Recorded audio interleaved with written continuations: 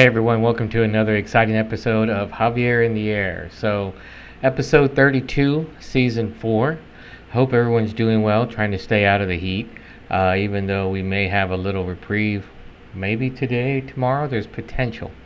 Let's put it that way, there's potential. So, this is going to be a short one because I am saving up for the great tasting that we're going to do next week. So, there won't be a spirit time this week. So there will just be the Trash in the Hood, the Zen Moment, the Healthy After 50, and I think I'm going to throw in a bottom line as well because there's something I want to talk about. So let's go without further ado. Let's go to Trash in the Hood. Dark Frog Social Media presents Trash in the Hood, Week 57. Hey everybody, so crazy Week 57 Day 1, which was Monday. If you notice there that there is a lot of tobacco products along with the usual beverage containers and plastic bottles and bits of metal and straw and just cardboard and roofing nails and all sorts of weird stuff that I normally find, but the cigarettes is really what bothered me. So this is the record, all-time record. Here it is in the cup when I was sorting to count them, and if you look back at the original photo, you see that we actually had 90 cigarette butts for a Monday, which was crazy. So this was this morning, Sunday morning, day 7, and as you see that there was about 35 cigarette butts, a lighter, a chamois, cardboard, and then of course the usual bits of paper and stuff like that. But so this was the standard. What I find normally, day 1 was just crazy with the number of cigarette butts, and I have to admit that I was by Hatch Pond where a lot of people stop to have a smoke break before they move on somewhere. So it was really crazy week. And for those of you who watch my show who may not be getting hydrated enough, let's get some hydration in, huh? So that's good. I hope everybody is staying as hydrated as they can. So what a crazy thing Trash in the Hood was. I got a lot of feedback from people from next door and that some other social media sites about how concerned they were about me finding 90 cigarette butts, and I have to admit, a large percentage of them were over by Hatch Pond, which is just unfortunate. A lot of people have their kids there and then they smoke and they toss the butts onto the ground, but sometimes they toss them onto the grass. Now luckily, as people who have asked me before, no, I haven't found anything still smoking. I think I pretty much go at a time when no one's there, or they were there the night before, or even the day before. Like I said, I try to mix up my routes, so I don't always hit the same route every day, nor do I always hit the same route every week, except for the Java walk, which is what I actually did this morning. Instead of yesterday, I wasn't able to get out, so I did it today, which I walked the same streets that take me to Mojo Coffee, have a little coffee there with a friend of mine who goes with me, and then we walk on back. So if anybody would like to meet us there, it's kind of random. We leave about 8:30, takes about 35 minutes, maybe 25 minutes to get there as we're picking trash and getting there. And then we sit there for about 15-20 minutes, and then actually we leave about 8, a little bit before 8, so it takes us about 20-25 minutes to get there, and then about 20 minutes where we rest and drink coffee, and then another 25-30 minutes on the way home, depending on the amount of trash that we find. So anyway, if anybody is interested, you can reach out to me and I can tell you the day that I go, so see if we can sync up. Anyway, so it was unfortunate that I found that many cigarette butts. I wish I could tell everybody that I'm finding less and less every day, but that's not the case. So as you saw there, 57 weeks in, and the previous all-time record was 55, which I actually set last week, and now 90. So I would love to say that I'll never probably break that record again, but the way things are going, I'll probably break that record again. So, which is unfortunate, but at least we are getting them off the road. Okay, so now let's go into our healthy after 50, and we're going to talk a little bit about your heart. Dark Frog Social Media presents Healthy After 50. Hey everybody. Not too happy right now. This is the third time I've had to record this because I keep having issues with the recording. So, or saving, I should say. So, anyway, I wanted to talk to everyone about a particular area that they may not be worried about or concerned about or forget to do. I've had some stuff happen here in my family that reminded me that one of the doctors that you need to start going to, or at least go to once after you turn 50, is a cardiologist. Now, whether you have any issues or not in your family, it's probably best after the age of 50 to go to one at least once. Let them know that you're just ticking off the scratching off a mark on your bucket list of doctors that you have to hit, and you want to just make sure everything's copacetic. Now, a lot of doctors will be very happy about that. They're, hey, you're looking at, okay, let's see if there's anything that we need to be concerned about. They may not, since if you don't have any family history, they may not be that concerned about it.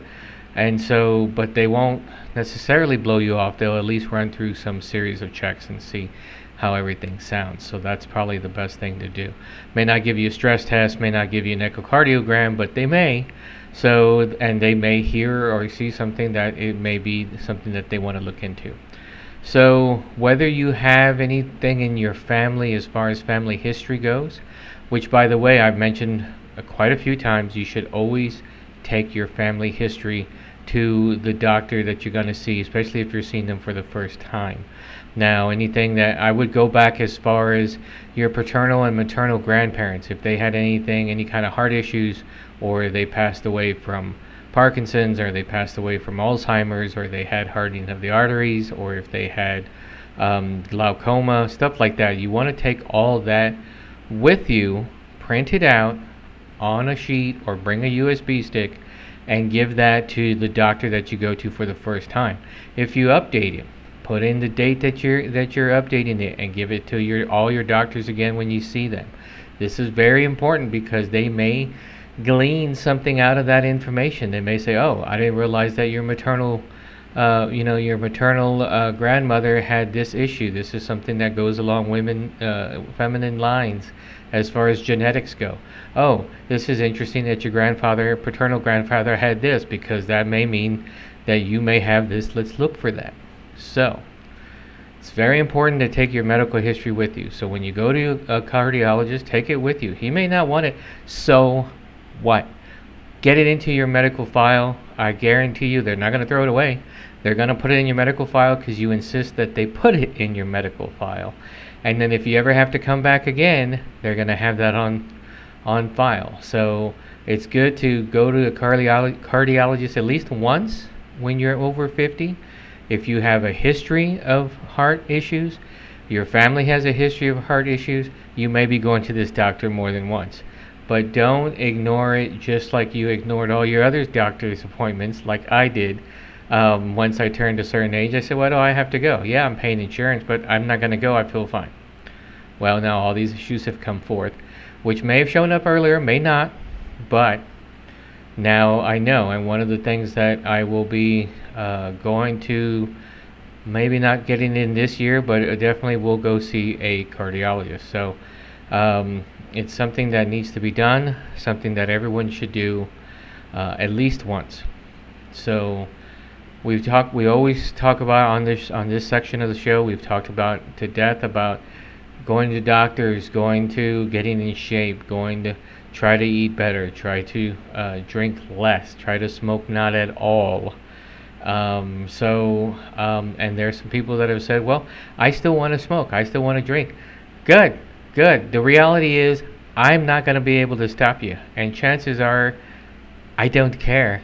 If depending on who you are on the show, what I care about is just that I get this information out to you.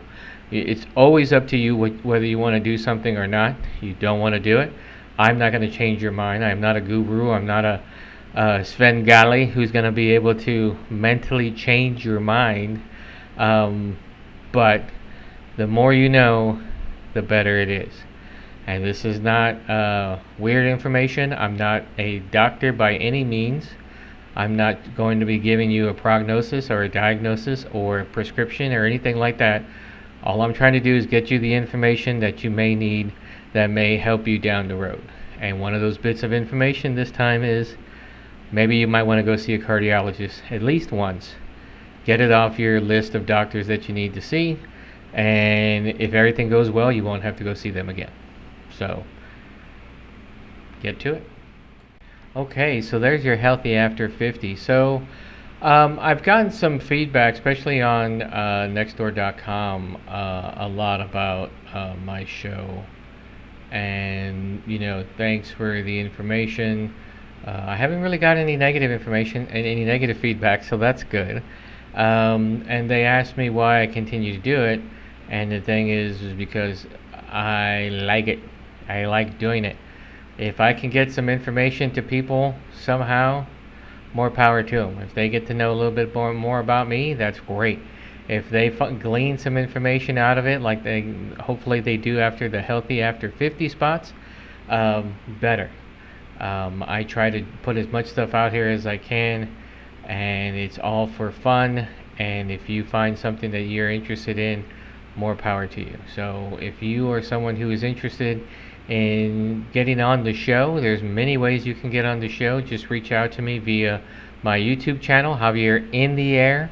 My handle is Javier in the Air 01.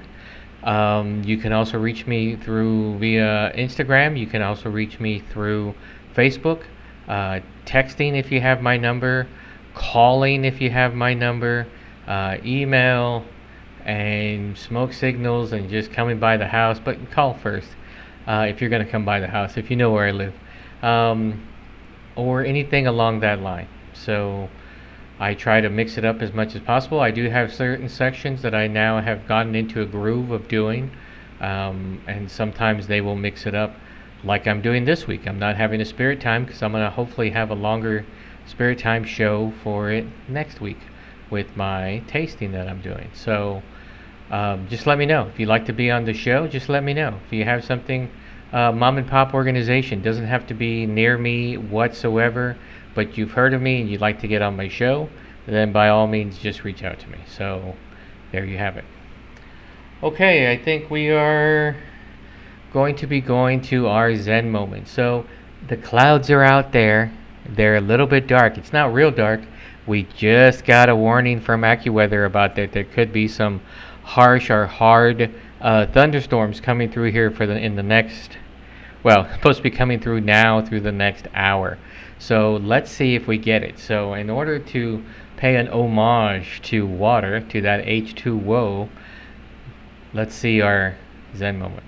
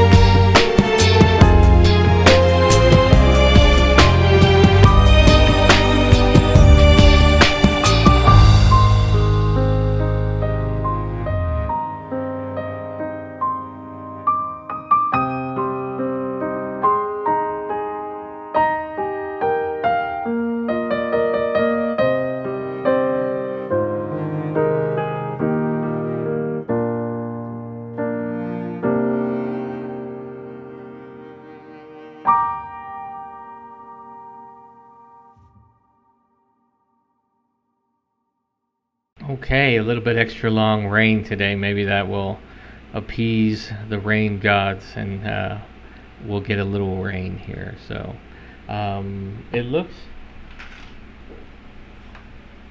it's definitely get the wind coming. So maybe we'll get that smell of ozone or petrichor, and it will be some rain. So let's hope, especially for this part of Texas and for my plants. So we are going to go to a section now that we don't normally do all the time. I found that I was doing it too often, and some people were like, well, your show's getting kind of negative about it. So I pulled it and started having other things instead. But now, since I'm doing an extra special edition of the tasting next week, which, by the way, has to do with dark liquor distilled in Texas. That's right. Dark liquor distilled in Texas. So that's going to be an interesting group. We already have some here, which I won't preview, and I'm hoping that we have a fantastic grouping of whatever it's going to be. So I find that my liquor cabinet coffers are a little empty, so they'll probably get filled up because most people won't want to stay and keep their alcohol, especially if they're not dark liquor drinkers. So what we're going to be doing now is we're going to do a bottom line, and it's a topic that we're all very familiar with. If you still work, if you're retired, it's something that you're like, why can't they just let it go? And I will give an additional perspective as to why I feel people can't let it go. So here we go with a new bottom line.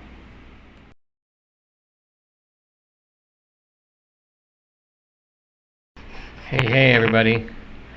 So today's bottom line, as you read, was about something we've already talked about 2 or 3 times.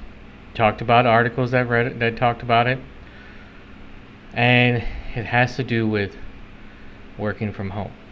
So I've been at this job that I have now for almost a year and a half, and for the first 90 days I had to go to work to the office downtown.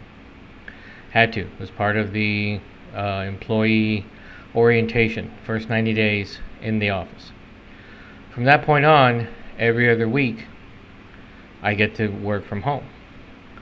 So there's a lot of people, and side note, before I even go any further into this is only for people who have jobs where they may have an opportunity to work from home. There is a ton of people out there who are like, hey, Javier, what the I don't get a chance to work from home at all. And I'm like, I know. I'm sorry. I'm sorry to have to keep bringing this up there, buddy, but there's a ton of people that are complaining still about not being able to work from home full time. Well, what about us? And I'm like, I don't know what to tell you. You're gonna have to go to your job. That's how it works. So this is for the not. I don't want to say it's the minority because I don't know the numbers, but this is for people who have the opportunity to be able to work from home. Now, during COVID, just about all of us who were able to hold on to a job were able to work from home because we had to.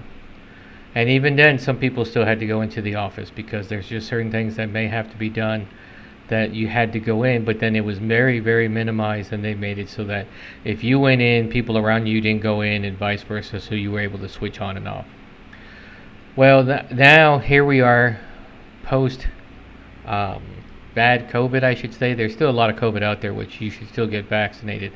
But for those of you who, or for those of us who haven't had a really bad scare anytime recently in their offices, they are now having to go to the office.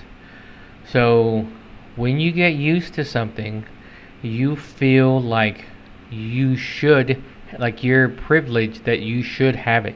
You get spoiled. That's right.